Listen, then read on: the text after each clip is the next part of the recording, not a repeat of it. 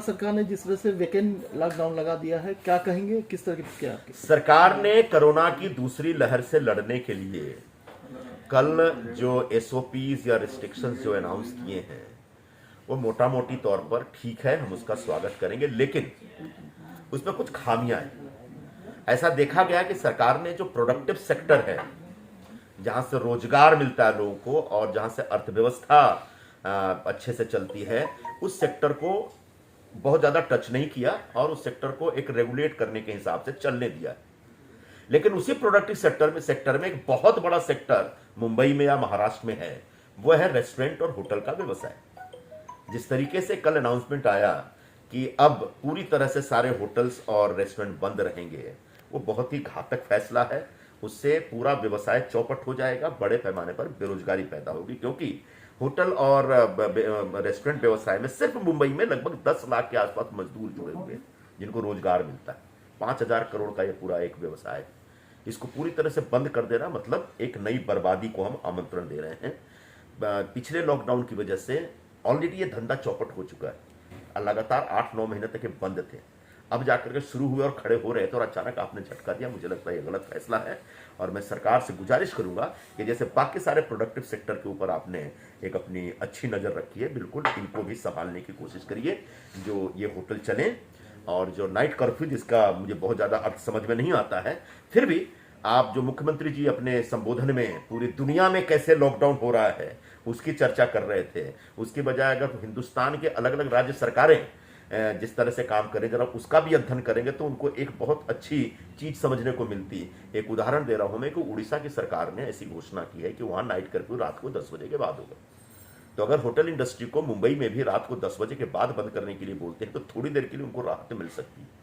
8 से 7 तक बंद करना मतलब पूरा होटल बंद हो जाता है पूरी तरह से। उससे जो मजदूरों को सस्ता खाना मिलता है उनको खाना भी नहीं मिलता, होटल भी बंद हो जाता है और बेरोजगारी पैदा हो जाती है और होटल के जो मालिक हैं अपने कामगारों को सैलरी देने के लायक नहीं रह जाते हैं। इसलिए सरकार से गुजारिश है कि नाइट कर्फ्यू के टाइमिंग को थोड़ा बदलिए और जो प्रोडक्टिव सेक्टर में इसको भी कंसिडर करिए और इन लोगों को भी एक राहत दीजिए। सत्ता पक्ष की तरफ से कहा गया था कि जब ये डिसीजन लिया जाएगा उस दौरान सबको साथ में लेके किया जाएगा, जिससे कि विपक्ष भी साथ में था। लेकिन विपक्ष ये कह रहा है कि इस तरह के डिसीजन लेने से पहले आर्थिक पैकेज की घोषणा करनी चाहिए थी, उसके बाद इस तरह के फैसले लेने चाहिए थे। बिल्कुल एक विषय है, क्योंकि पिछले लॉकडाउन की वजह से लोगों का धंधा तबाह हो चुका है। चाहे वो अलग अलग टैक्स के देनदारी हो या बिलों की देनदारी है, बिजली बिल हो, पानी बिल हो, या फिर आपका असेसमेंट टैक्स वगैरह हो या जीएसटी हो, इस वजह से लोग बहुत परेशान हैं।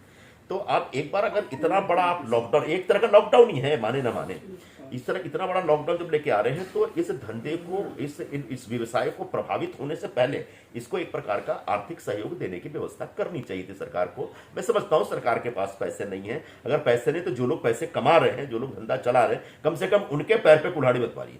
जिस तरह से पहले लॉकडाउन में कहा गया था सरकार की तरफ से कि रेंट को लेकर, फिर बिजली बिल को लेकर, पानी के बिल को लेकर, दिल्ली से लेकर मुंबई तक की सरकारों ने महज घोषणा की कि ईएमआई के ऊपर छूट मिलेगी, टैक्स पे छूट मिलेगी, सारे बिलों पे छूट मिलेगी।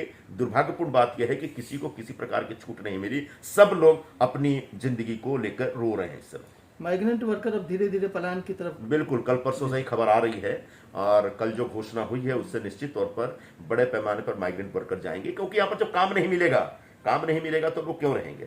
इसलिए एक बार फिर से मैं सरकार से गुजारिश करूंगा कि जैसे आपने फिल्मों की शूटिंग अलाउ की है एक रिस्ट्रिक्शन के तहत, बहुत अच्छा किया आपने, मतलब थिएटर्स भी चलने दीजिए। बड़े मुश्किल से थिएटर्स खड़े हो रहे थे, उसी तरीके से होटल और रेस्टोरेंट व्यवसाय से जुड़े जो लोग हैं उनको भी राहत दीजिए और ये धंधा चलने दीजिए, वरना बड़े पैमाने पर लोग यहाँ से चले जाएंगे और मुंबई में एक नया आर्थिक संकट पैदा हो जाएगा।